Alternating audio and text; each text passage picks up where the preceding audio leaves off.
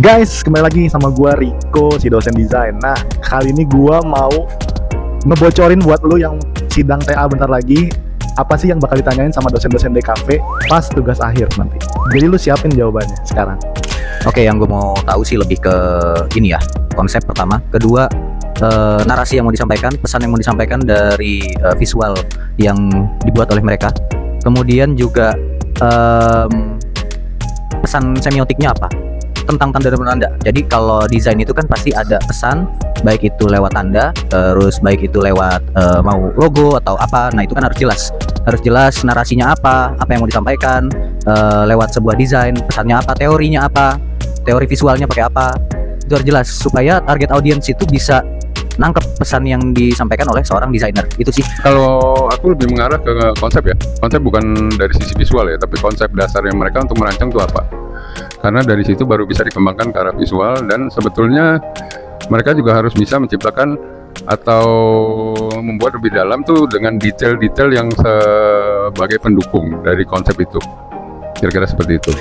Oke, aku tuh ketika ada sidang TA itu yang pengen tahu banget proses penciptaan dia itu. Kenapa dia milih warna seperti itu, kenapa dia milih komposisi seperti itu, sehingga tampil wujud yang dipamerkan itu. Sebenarnya gitu yang pengen tahu. Karena itu adalah merupakan hasil akhir dari proses belajar dia selama kurang lebih 8 semester ya. Dari 8 semester itulah sebenarnya titik puncaknya itu ada di sini. Ibarat film itu klimaksnya harus sudah selesai ujian, kan tinggal anti klimaks dan nanti keluar kredit titel aja. Terima kasih. Yang pertama, sejauh mana perancangan yang telah dibuat oleh mahasiswa dapat menjawab rumusan masalah yang dirumuskan sebelumnya. Ini gue penasaran banget karena mahasiswa itu harus bisa menjawab desain yang dibuat itu apakah sudah dapat menjawab masalah melalui visual yang objektif dan bukan hanya estetika saja. Jadi balance antara objektif dan estetis. Hal kedua atau poin kedua, apakah output perancangan yang sudah dibuat oleh mahasiswa ini sudah bersifat tangible dan relevan dengan industri saat ini atau belum?